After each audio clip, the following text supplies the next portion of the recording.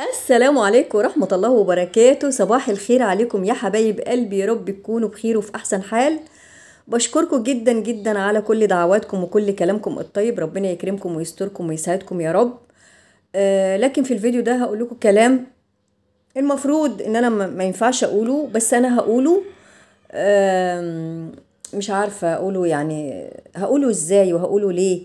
عايزة اول حاجة بس الروتين بتاعنا النهاردة، تقوموا كده تتنشطوا كده وتصلوا بينا على النبي عليه افضل الصلاة والسلام، وتقوموا كده كلكم نشاط كده زي نصرة كده، ما شاء الله لا حول ولا قوة الا بالله. تروقوا وتنضفوا. انا عايزة اقول لكم ان الدنيا كانت صعبة جدا جدا جدا، مكركبة جدا جدا، بس انا صراحة لميتها شوية. عشان ايه؟ انتوا ما تتضايقوش وتقولوا انتوا يا نصرة بتكركبي الدنيا عشان التصوير. ابدا والله العظيم يا جماعة، والله العظيم ربنا اللي عالم. في تراب وفي حاجات كتير وفي تجديدات في الشقة. هقول لكم على التجديدات اللي انا عملتها، ويعني ممكن انتوا برضو كستات بيوت او كده تستفيدوا بيها. وكمان هطلب منكم النهارده ان انتوا تدعوا لرب، تدعوا لي انا، تدعوا لي ان ربنا يسامحني على الغلط اللي انا غلطته. انا غلطت غلط جامد جدا جدا يا جماعه. والله العظيم بتكلم بجد، انا غلطت. وبطلب منكم الناس اللي بتحبني تدعي لي ان ربنا سبحانه وتعالى يتجاوز عن اخطائنا ويهدينا يا رب. وممكن هقول الروتين ايه. طيب انا هوريكم التجديدات اللي في الشقه، وقولوا لي في فرق ولا مفيش فرق.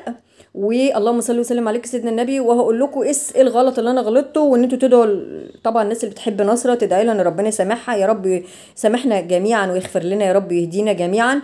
امين يا رب العالمين.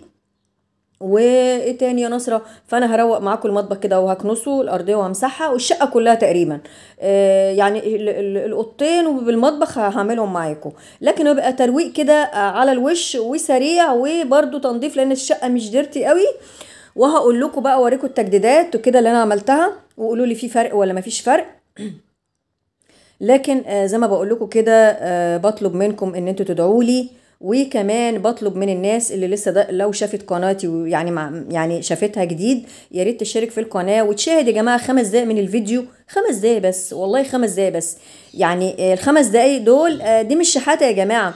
انا بطلب من اهلي واخواتي والطبيعي والعادي والشائع كله بين الناس وبعضها، ان انت يعني فضلا وليس امرا انت تشاهدي 5 دقايق من الفيديو، علشان قناة تبان وربنا سبحانه وتعالى يجعل من يعني يجعل من خلالها رزق. واكيد انتوا اللي مساهمين في الرزق ده بعد رب العالمين، فاكيد دي حاجة طيبة وحاجة كويسة. ايه تاني يا نصر؟ ايه تاني؟ انا بنسى يا ولاد الكلام، والله جاني الزهايمر ولا في ايه؟ بلاش حد. طبعا في ناس من حبايب قلبي بيقولوا لي اسرح، احنا بنشاهد الفيديو من اوله لاخره. ربنا يكرمكم ويجعل في ميزان حسناتكم ويستركم في الدنيا والاخره.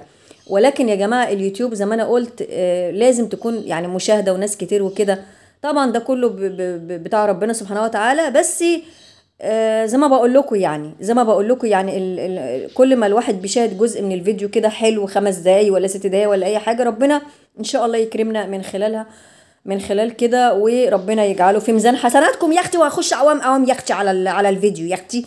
فيا نصر بتقعدي تلتي وتعجني وتعجني وتلتي. طبعا يا جماعه انا انتهزت فرصه ان انا قاعده في البيت اليومين دولت، وقلت ايه الحاجات اللي انا ما بعرفش اعملها. يعني يوم اجازتي بيبقى يوم واحد بس، ان انا احاول اعملها. وبرضو الحاجات اللي ناقصاني والحاجات المهمه، الحاجات المهمه اعملها. يعني مش ما هياش رفاهيه، بس الحاجات اللي انا المفروض اعملها يعني ادام عندي وقت كده يبقى انا اعملها. وكمان اقول لكم عليها عشان انتوا تستفيدوا. صلوا بينا على النبي. اللهم صل وسلم عليك سيدنا النبي. انا غلطت غلط جامد جدا جدا. اول حاجه غلطتها، وليه انت يا نصره كده؟ نصره بتفضحي نفسك على الملأ يا نصره، يا نصره هو انت صغيره؟ نصره انت ما انت صغيره يا حبيبتي، عيب عليكي.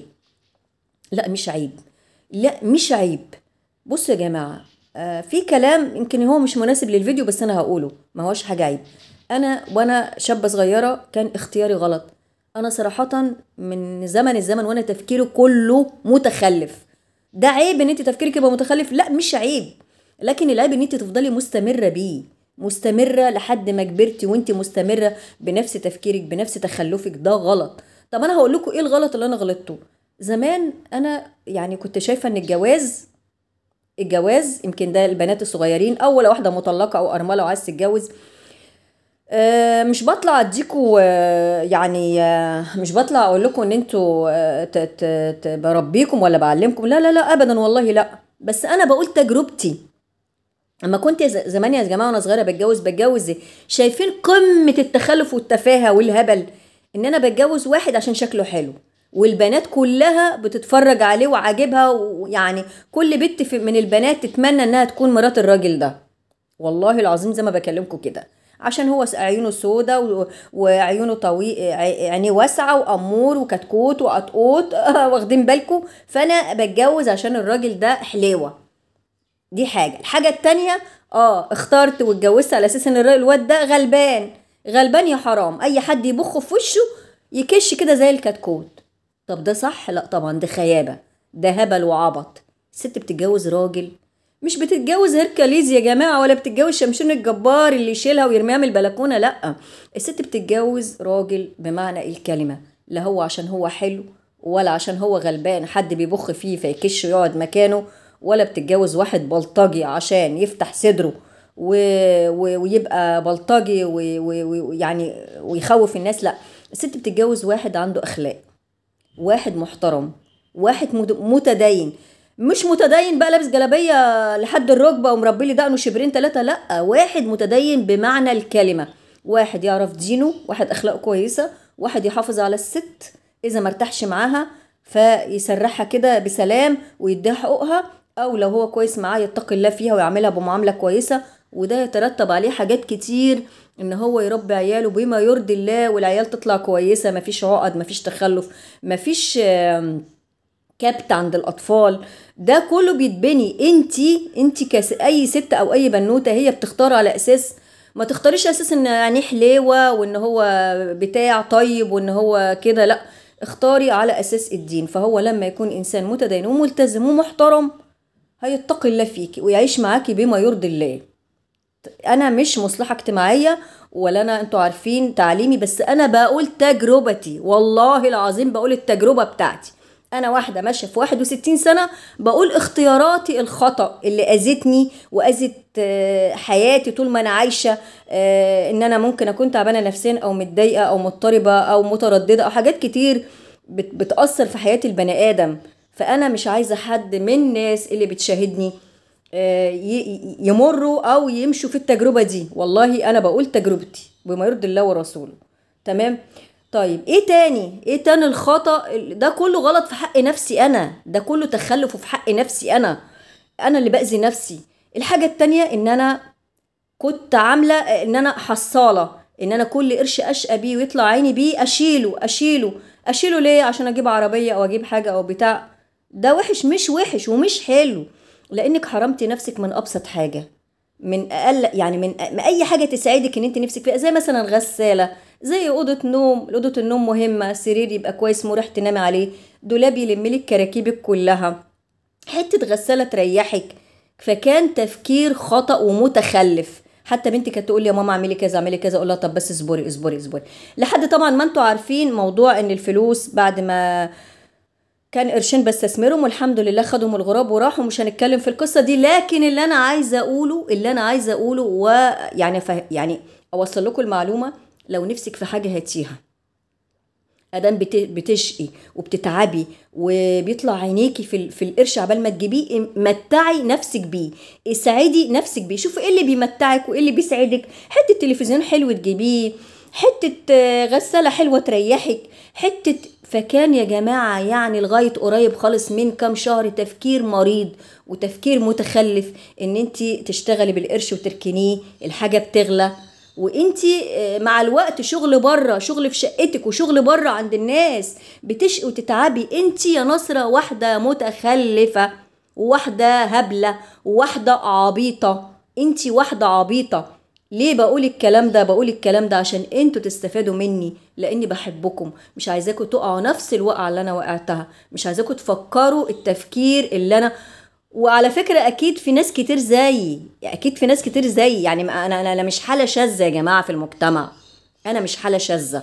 انا انسانة كبيرة في السن، ولكن تفكيري مش تفكير صح، تفكيري تفكير غلط خطأ. ان انا دايما افكر ان القرش اللي اشتغل بيه اشيله عشان اجيب عربيه، اشيله عشان ممكن احوشه في بوسطه ولا بتاع فيطلع لي ريع لما اكبر. يا عالم يا جماعه، يا عالم احنا النهارده عايشين، يا عالم بكره هنكون فين. فلو انت مثلا معاكي 3000 4000 5000 نفسك في حاجه تجيبيها، حلتين حلوين، حته غساله، حته اي حاجه انت عايزه تجيبيها هاتيها، لان كل مدى الدنيا بتغلى وكل مدى القرش بيقل. هنا زي ما انتوا شايفين جبت الكهربائي عمل لي سلك داير داير، لان كنتوا كتير بتقولوا لي يا نصرة فيشة التلاجة وقع في الارض ما ينفعش يا نصرة، يا نصرة لازم تعملي تجيب الكهربائي يعمل لك. هنا كانت عندي جزامة من زمان، هي بلاستيك كده بس لذيذة ولطيفة، حطيتها تحت الشباك. وتحت الشباك ليه يا نصرة؟ تحت الشباك حبايب قلبي عشان بتبقى بعيدة عن وهنا حطيت المطبقية، بس للأسف الأطباق ما دخلتش عدل لأنها كانت صغيرة.